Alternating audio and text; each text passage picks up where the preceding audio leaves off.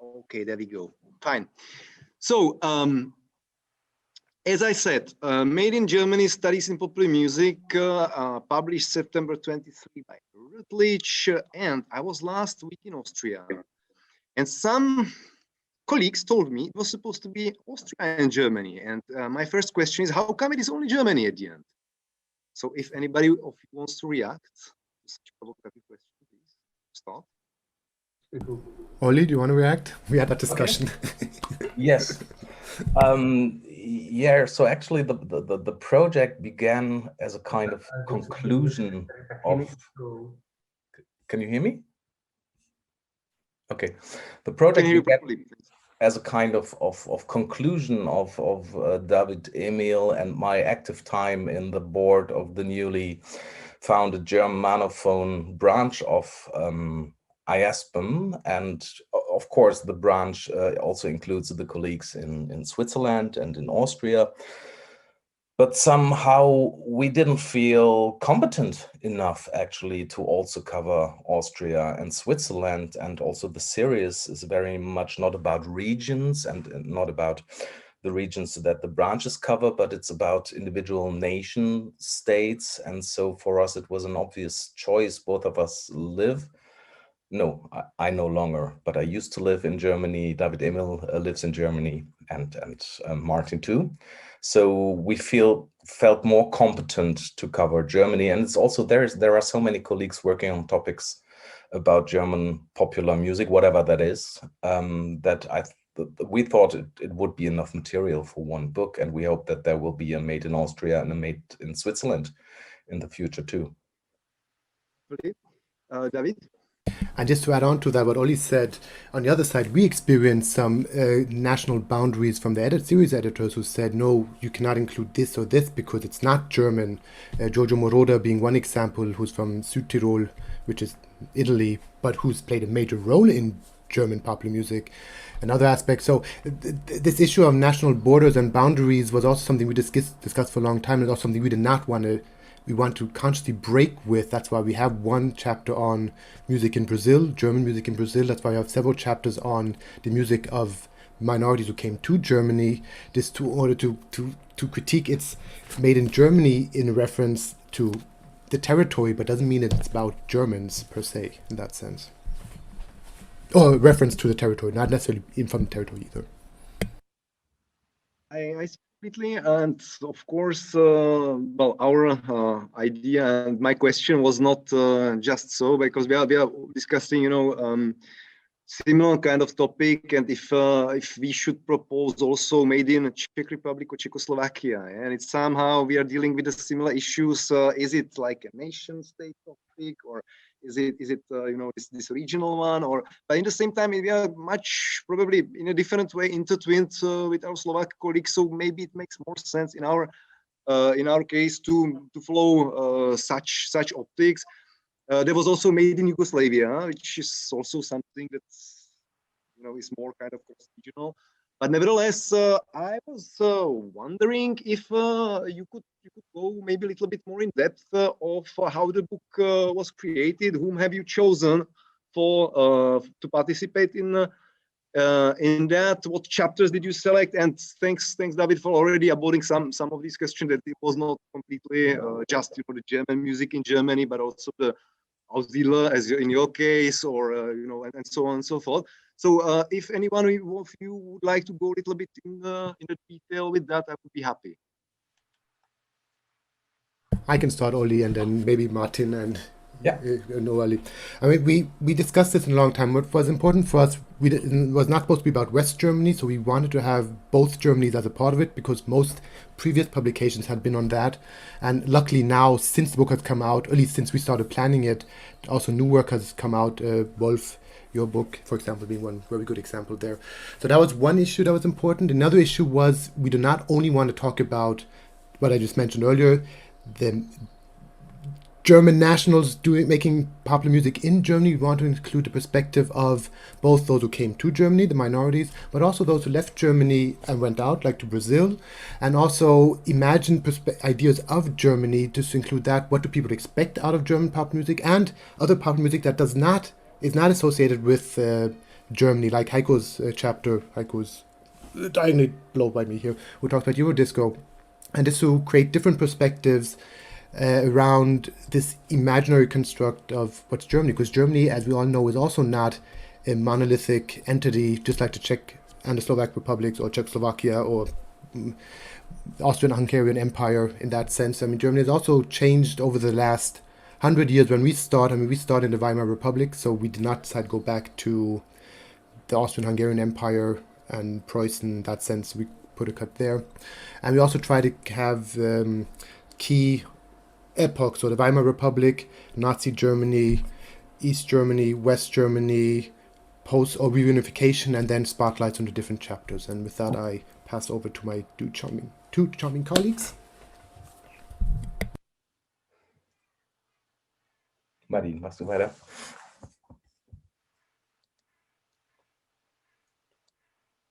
Olli, do you want to go first? Okay, I can do so. Maybe it's our background. All three of us have a background in ethnomusicology, and maybe this was the reason why we tended to read the title against its grain and to deconstruct. This is also why the introduction very much is about what happens if we take the title literally, because Turkish hip hop also originated in Germany, or was first made in Germany. But it was very obvious that this book was expected to be about German popular music. And then the question was, what does the German in German popular music actually can mean? And there are a number of things it means. It means it refers to a nationality. Of course, popular music doesn't have an official nationality, but it is associated with a nation state. There is a national identity that's not necessarily identical with nationality. We have a cultural identity we refer to, or even an ethnic identity that for some has some very racist components to it. And we of course refer to a language. So the first thing we thought what would be useful is to deconstruct the very term German popular music and to show what it can mean. And then we came up with a 5-part structure, a historical part first, because this is part of the series architecture. Every volume is expected to start with a historical part. And then we made these two distinctions between music that is actually made in Germany, but not considered German, or music that is considered German, but actually not made in Germany. That was one axis. And the other axis was how explicit is Germanness,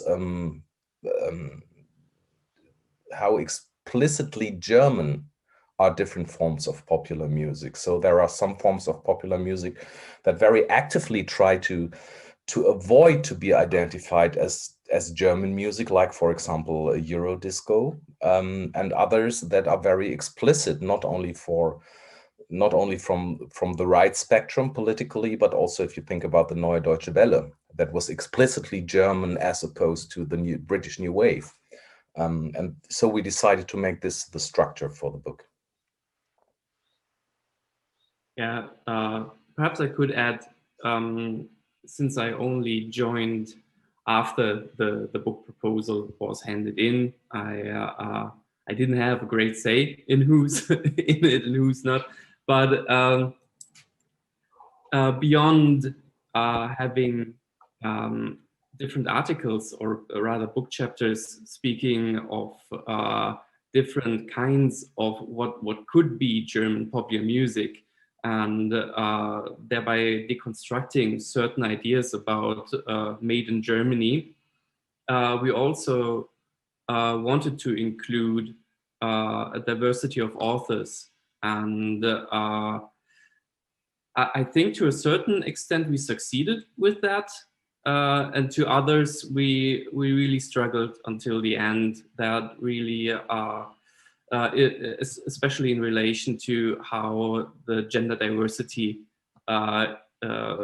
plays out in our book. We had several constraints, of course, because there have been already several publications about German popular music before, and one one criteria for our book given to us was that we have to include a different set of authors than has already been assembled in the previous publications. So many good authors, especially female authors, were off the list just because of that. But then again, that is really also part of our, or was part of our job as editors, to not only include articles and chapters that highlight diversity and deconstruct, but also to include authors that do the same. Just to add, though, you actually didn't have a say in the structure because it was already done. The volume, you had a big part in what the volume became. So the same part that we had. Yeah. And we did have to find some authors after you joined, Martin. So we did have to find some authors after you joined, Martin. So yeah, to say some people, and we also had people who had actually did not deliver. Yes. So we also had to find some replacements, which part why it took so long. We started in 2015, right, Oli? Or 2014? Yes, we started 2015, I think. Yeah. Okay, so I understand it's quite a process, and sometimes it can be a painful process. We are in our activities in Center for the Study of Popular Culture. We are also coping with the gender diversity quite heavily, and we are not very successful in that, but we are doing our best. So we can relate completely with your struggles. And I was wondering how, just from the production side of view, how long did it take to publish? When did you start? And we know that it was published in September 2020. So how long did the process take? Yes, as David-Emil just said, we started, I think, in summer 2015. The German-speaking branch of IASPM was approached by the series editors and asked who would be a possible Okay, sorry, David, I didn't really I skipped that one. Who could possibly edit a volume about German popular music, and then it already took more than a year before the constellation of editors, before David-Emil and I joined. Actually to do that, and this was also the last year we served on the board of IASPM. I think it was rather simultaneous. Yeah, I left 2016, I think, and I remember writing the proposal in spring, in January, together with you, in end of 2015, beginning of 2016. Yeah, exactly. And then there were a number of authors who initially accepted our invitation, and later didn't find the time to eventually write their articles. So this was quite a long process. And I remember in 2018, I think we wrote the introduction, and the rest was really, no, it was 19. When have you been in? 2020 we wrote the introduction. Really? Yeah, it was the last thing we wrote before we sent it off. You see how slow we are. Started writing the introduction in 2019. But finished it last year in May. Because Rammstein's Deutschland came out right around the time we started writing the introduction. Yeah, exactly. Yeah. But I think we sent out, it took us 3 years to finish the book proposal, and then we sent out, I remember coming back from Georgia and sitting in the airport in St. Petersburg and sending out the final go to our authors, and that must have been 2018. Or something like that in August. So, and it was 1 year planned, so 2019, which ended up being 2 years, which we submitted last year. And then once everything was shipped off to Routledge, that went quite quickly. It took about 2 months for our proofreading and the indexing, and then the final document was finished quite quickly. So I'm also quite glad that you said that you have tried to focus on both Germanies, because this is something we are struggling with right now. During the workshop, we are trying to work on well, let's say the musical aspects of being young in the post-socialism. Yeah? And we are speaking about the early 1990s, or maybe even the end of the 1980s, like of this starting with this perestroika period, this lange Wende, or how can it be called in German? So I was wondering, as you were, well, it's one of those questions I've sent you in advance, and I have to admit that. So does the post-socialist perspective somehow translate to at least those topics that reflects the East German or the ex-GDR topics? And if so, how? And if so, can we already speak about the post-socialism being finished, or does it still continue for you? So it's a set of questions. I would appreciate if you want me to structure it better, I will do it also. But if you want to try to relate that.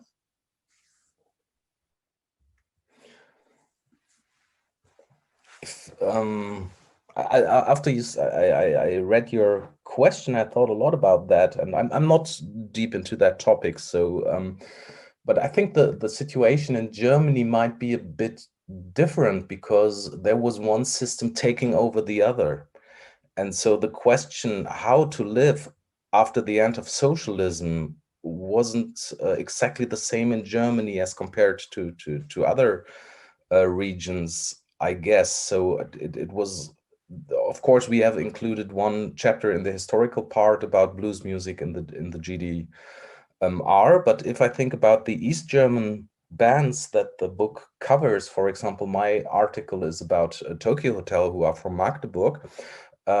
Post-socialism doesn't really play a role. It's more it's more discussed on the background of an already established Western discourse about popular music, and the question of post-socialism isn't very prominent, I think, in the reception of these bands. Maybe with Rammstein, it's a bit different, and also in the chapter about Rechtsrock, this plays a certain role, but I would say that the hegemony of the West German music industry was so big that also the discourses that music produced in the East entered were already established discourses that existed in West Germany before the reunification. I don't know, David-Emil, I'm Martin. Yeah, Conclusion. We have one chapter that actually does talk about East and West Germany, and that is the interview with Peter Wicke and Udo Dahmen. So Peter Wicke being the chair at the Humboldt University for Public Music Studies, and Udo Dahmen being my boss and the director of the Pop Academy. And they're both more or less the same. Actually, they are the same age, and they have a similar trajectory, one in East Germany, one in West Germany, where we just try to compare the trace or look at the parallels and the differences there. And I think the post-socialist in our context comes out, as Oli said, far right-wing music, which is not only based in some parts of the former Eastern Germany, but has, due to different reasons in Thüringen, and especially in Thüringen, has one of their main bases, which is also something that comes out of the reunification by a lot of people moving away from the area, depression in the area, which is probably similar to Czech Republic and Slovakia, and also Eastern Europe in general. So that's something, but not explicitly mentioned, but is there. My chapter on the post-Soviet migration, we're not only talking about the Spätaussiedler or the Aussiedler who have their return guaranteed going back in the 50s, but also a huge portion of post-Soviet Jews who come to Germany, and this is something that started first in 1989. And that's also an attempt by the East German government to pacify the relationship to Israel, and then the reunification government continued that process. So, and that's also a post-socialist challenge, both in the Jewish communities on the one side, but also for the Aussiedler organizations where they are, and has legacy issues to today. The post-Soviet Jews do not have pension benefits or get different kind of pension benefits than the Spätaussiedler, who are considered German citizens. So that's something, and as Wolf points out also, we do also have the nostalgia aspect in the chapter that Jeroen and Melanie write about from a Dutch perspective.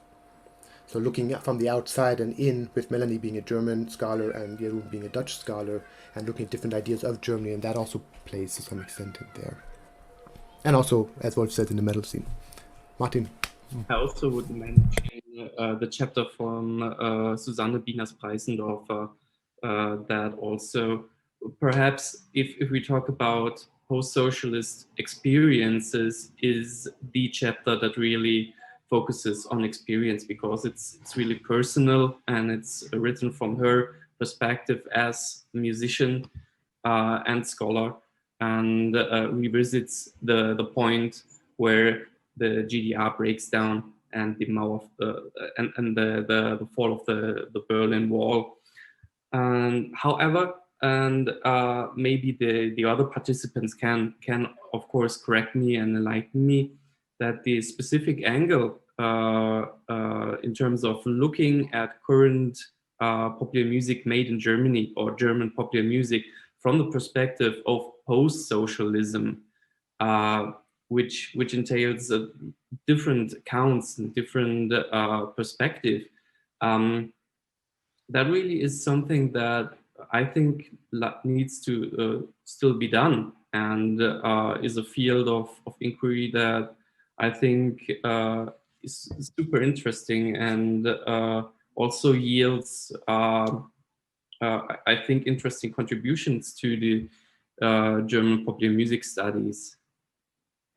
I think one also has to consider, and Susanne's chapter speaks about that too, how ignorant Western Germany was during the reunification with regard to what was going on in East Germany. So East Germany had to become German, and that meant the BDR at that point of time. So there was not a lot of thought given to how to unite two systems, but it was clear that the one system would absorb the other, and therefore I think this is something that first has to be discovered, the perspectives that Eastern German musicians and academics had on this process, and I think Susanne's chapter is a good first step towards such a discovery.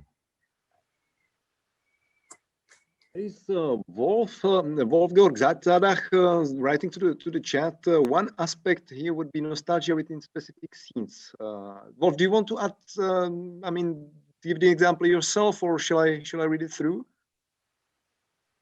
Okay, I can read it. So Wolf is observing this within the metal scenes for some years now, especially in Eastern Germany, and it gives me it makes me wonder.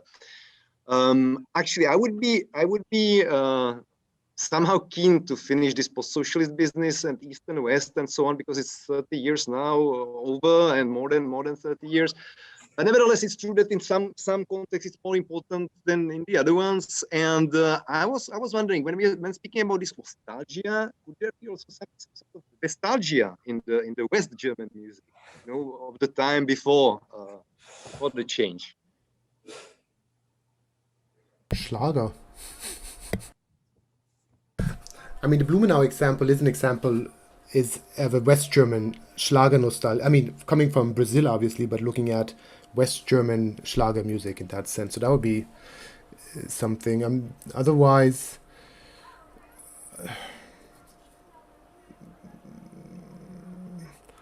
I don't know. I mean, sorry, Ollie, there's one thing. I mean, one thing, Andre, which I do tackle nostalgia in my chapter, but not nostalgia for German popular music, but nostalgia for Russian popular music. I mean, and going from the post-Soviet context where I come from, I mean, my research area is post-Soviet popular music in Russia, not necessarily, and also in Germany. And there, looking in a Russian perspective, this aspect of nostalgia, which Wolf also mentions in the chat, is the same thing, and the post-socialist phenomenon going back to when it was better. So, I mean, in that sense, it's there, but not in terms of Germany, but in terms of looking back at the bands from the last generation of Soviet rock bands and the first generation of post-Soviet rock bands that come and play in Germany and still play in Germany when the pandemic allows them to. Sorry, Ollie, that was just... Oh, Martin. As I wouldn't know of any similar phenomenon compared to nostalgia.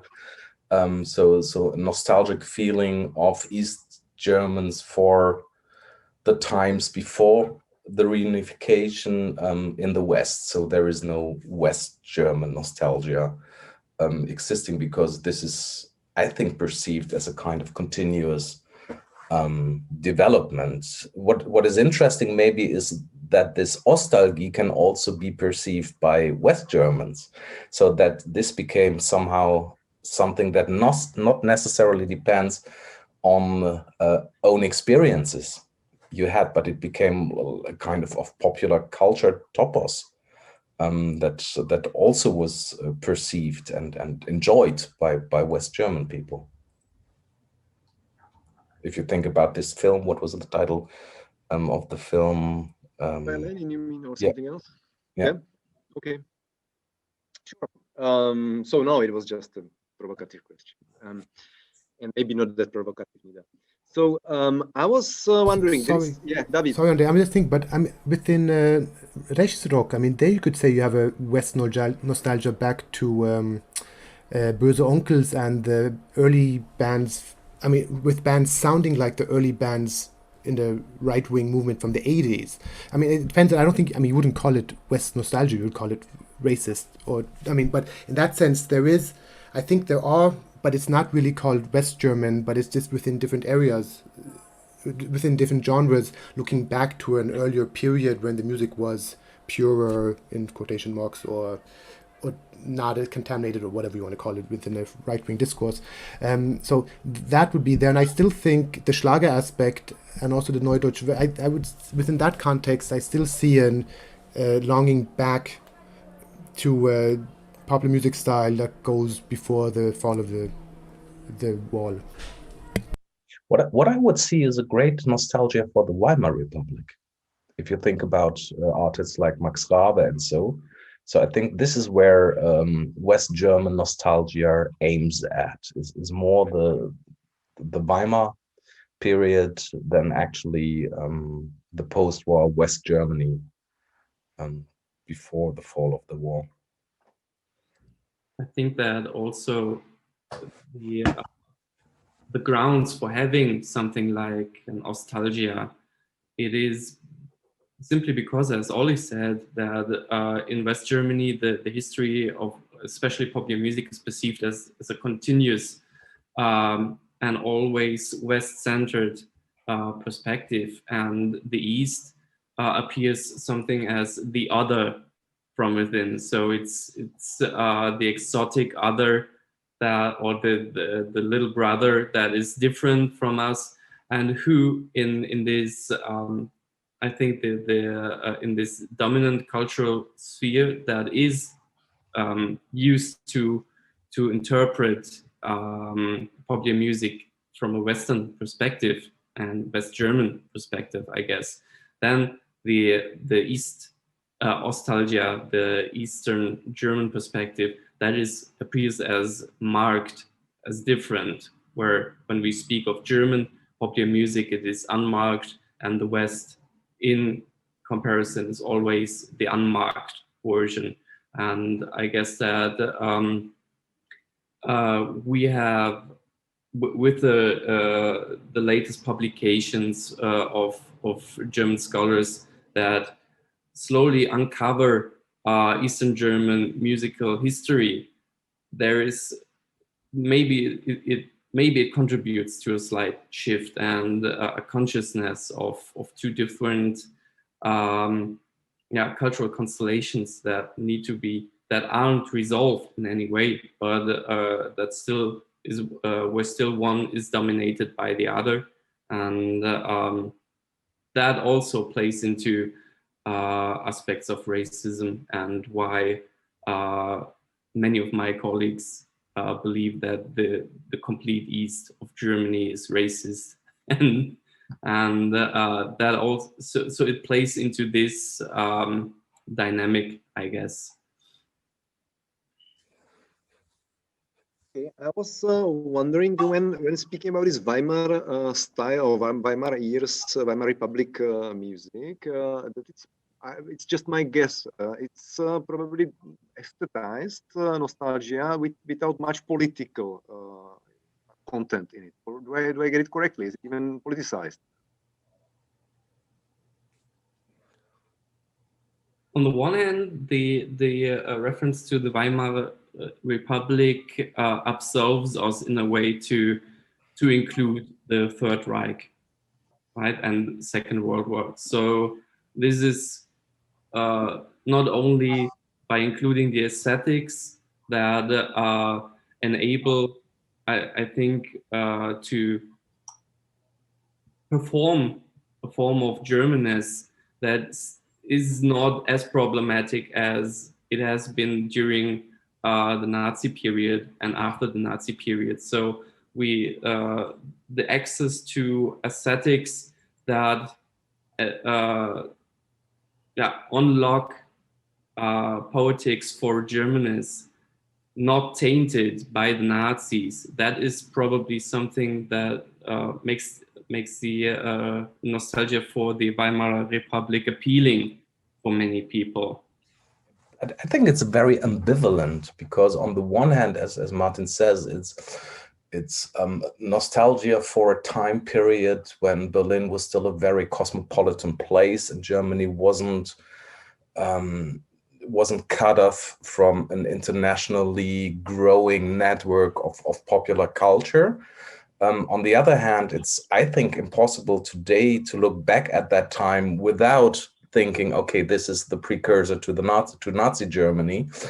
So if you think about a TV series like Berlin Babylon, now I think there is always a political dimension to this nostalgia for the Weimar period, because everybody knows what has happened afterwards, and you can't afford not to comment on that. So it's not this kind of innocent joy that other forms of nostalgia might provide. I think it's innocent, never probably, and not even vaporwave. That makes me think about this kind of nostalgia that you were explaining. There is actually a super interesting discussion going on in the chat between Kasturi, Wolf, and Alan. So if you would be interested to check that out, I'm glad that there are different exchanges going in the different media. And actually, I was wondering, so since we have this topic of youth and class here at the workshop, as one of those that we have tried to focus on, I wonder, do you think that working with such, let's say, big social categories makes sense for you in your individual case studies, or do you prefer to focus on something else, and get maybe to those big categories later during or maybe even silencing them out, or some other categories and so on. So I was wondering, how do you relate to youth and class in your work?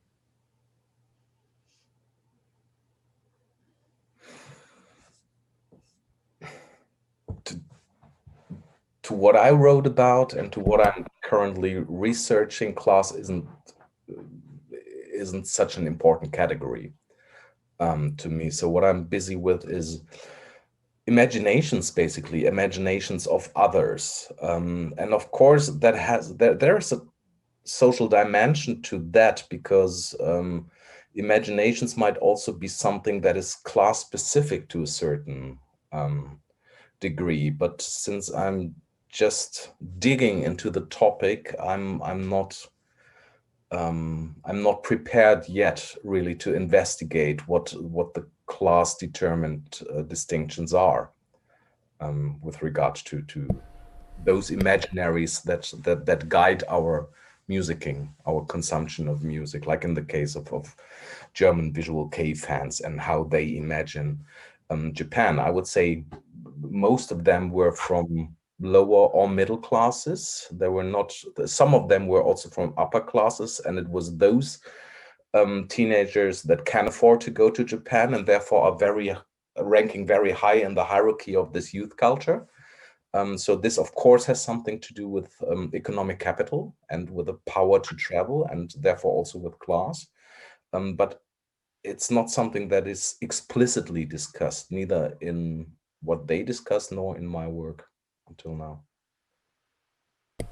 I mean, it comes in and out. I mean, not necessarily class so much as age, and I'm not talking about youth, but also middle or old people, I mean, post-socialists, going back to that topic, for example, if you're looking at post-socialists, you're talking about middle-aged people like us and older, because we also 30 years ago, so we, at least I'm still last Soviet generation. If I had been born in the Soviet Union, being born in Norway, I'm the last, not that, but so I mean, looking at my case studies, we're talking about a group of people who are at least in their early 40s, who have the common, they came here.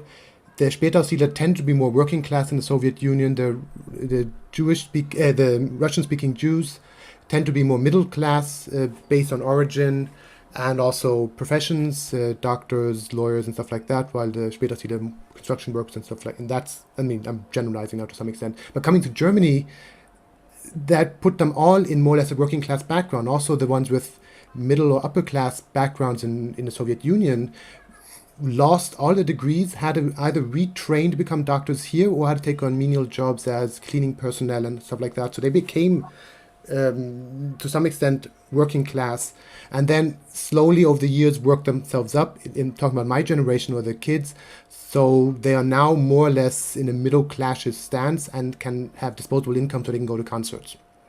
And looking at the Turkish hip hop example that Tom Solomon looks at it in the book, is a similar perspective. We're looking at migration from Turkey that started in the 60s and 70s. So those who start making hip hop in the 80s and 90s tend to be second and third generation, but also coming from a working class background.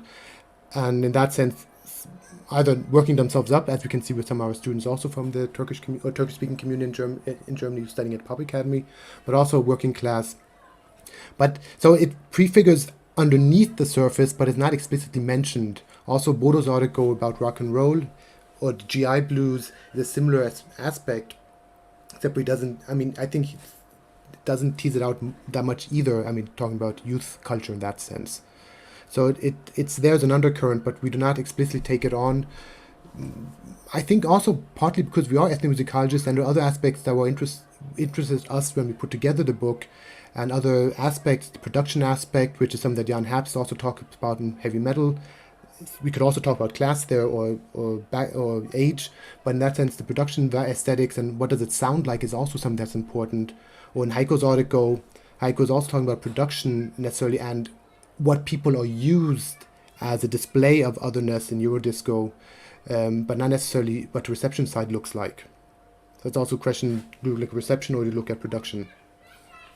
Perhaps to directly add to that, I think that if we understand class or youth and other categories as identity categories, the structure of the book really focuses on nationality and the deconstruction of Germany as a marker of identity, right? And as David-Emil and Oliver already said, so there as identity categories, youth, class, ethnicity, race, they all play certain parts, or they are important in our chapters. And some of the chapters go into more detail about race and ethnicity. For instance, in the chapter from Thomas Solomon on Turkish hip hop in Germany, or in the chapter by Julio Mendivel on German music in Brazil, while others have different foci that also include other categories of identity. But the very structure of the book dictates a focus on nationality as the main entry point into identity formation.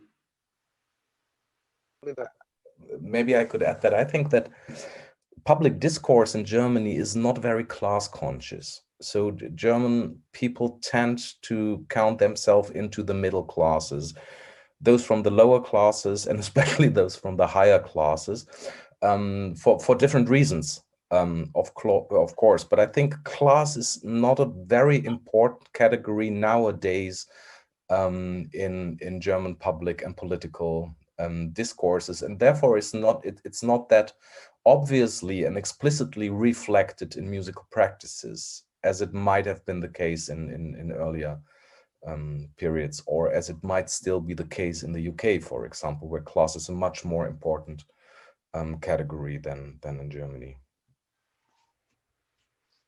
I agree completely, and if I think the situation is same here in Czech, and actually the class is something we have to dig in, right? We have to really search for it, and I mean, it's very implicit in many ways. So it's something we are trying to do basically during today here, to try to link it to the music, you know, during the 1990s. So I was wondering, we are having some 2 or 3 minutes left for our short roundtable. Is there anything you would like to add or to stress? Or I had like one last question that we will probably do not have the time, but maybe we can try to relate to that also.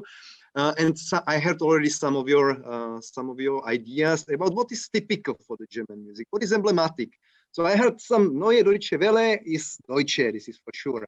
I heard Kanaken rap is also Deutschland. That's evident. Krautrock is German, yeah. But what else? Is there anything like we could put? Why German music is so special? Is it special? Is it special? Yeah. Oh, I mean, you wrote a book about that, so you tell me. It's as special as all other musics also are, I think.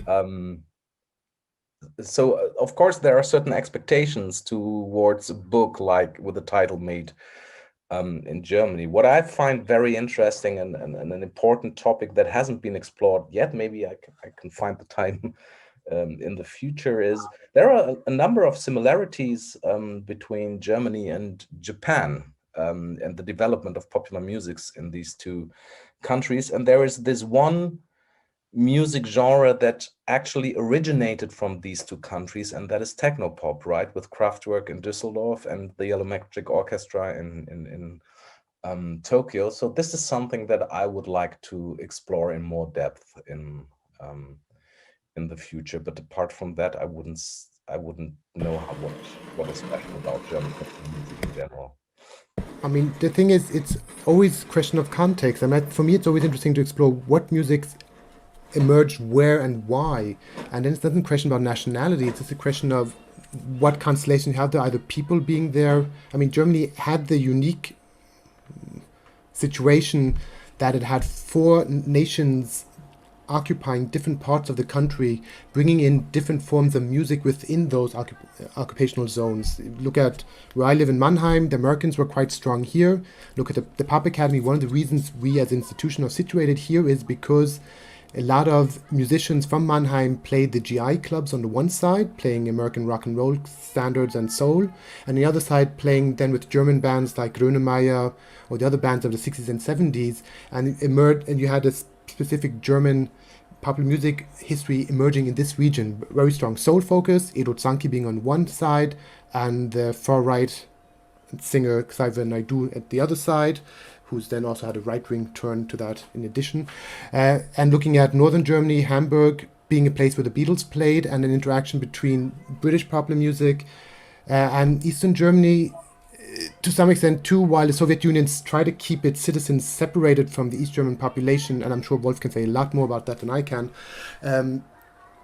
there was also an exchange there. So, but it's always in the context, and doesn't mean that the music is any better or worse than Norwegian popular music or American popular music. It just means you have history that you can uncover and discuss and look at. In that sense, which makes Germany interesting, but it also makes Benelux, or the Benelux countries interesting, makes France look interesting, makes the Czech Republic look interesting. It's also the implied essentialism in saying something is typically German or that is exceptionally about German music. That is something that we wanted to deconstruct with our book.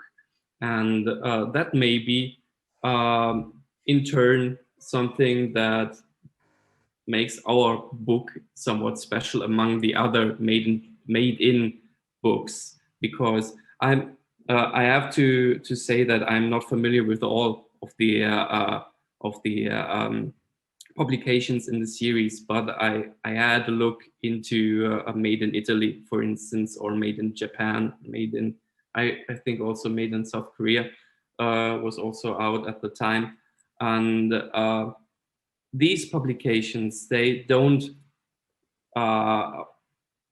address the issue of what is popular, what is made in South Korea, what is Italian music, but these publications take that category as a given somewhat, or they gloss it, or the implicit diversity is maybe taken for granted.